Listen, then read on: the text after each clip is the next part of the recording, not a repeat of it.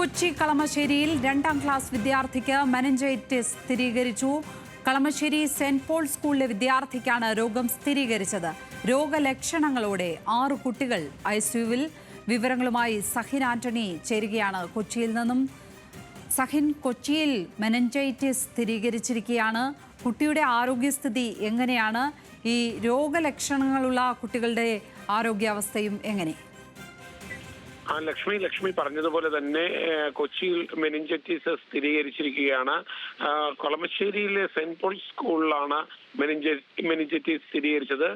2ാം class വിദ്യാർത്ഥിക്കായിരുന്നു meningitis എന്നാണ് മനസ്സിലാക്കാൻ കഴിയുന്നതും. ഒപ്പം തന്നെ 6 വിദ്യാർത്ഥികളെ വിവിധ ആശുപത്രികളിലായി, കൊച്ചിയിലെ ആസ്റ്റർ, റിനൈ തുടങ്ങിയ വിവിധ ആശുപത്രികളിലായി 6 വിദ്യാർത്ഥികളെയാണ് പ്രവേശിപ്പിച്ചിരിക്കുന്നത്. അവരുടെ നില ഇപ്പോൾ സാധാരണ പോലെ തന്നെയാണ് എന്നുള്ളതാണ് മനസ്സിലാക്കാൻ കഴിയുന്നത്. പക്ഷേ രോഗലക്ഷണങ്ങൾ ഉള്ളത് കൊണ്ടാണ് കുട്ടികളെ ആശുപത്രി ഐസിയുയിലേക്ക് മാറ്റിയിരിക്കുന്നത്. ഒപ്പം തന്നെ രോഗം പിടിപെട്ട കുട്ടിയെയും അത്ര ഗുരുതരമായ അവസ്ഥയിലല്ല എന്നുള്ളതാണ് അറിയാൻ കഴിയുന്നത്. ഒരു ആശ്വാസകരമായ വാർത്ത എന്ന് പറയുന്നത് കൂടുതൽ കുട്ടികളിലേക്ക് രോഗം പടർന്നിട്ടില്ല എന്നുള്ളത് തന്നെയാണ്. ലക്ഷ്മി,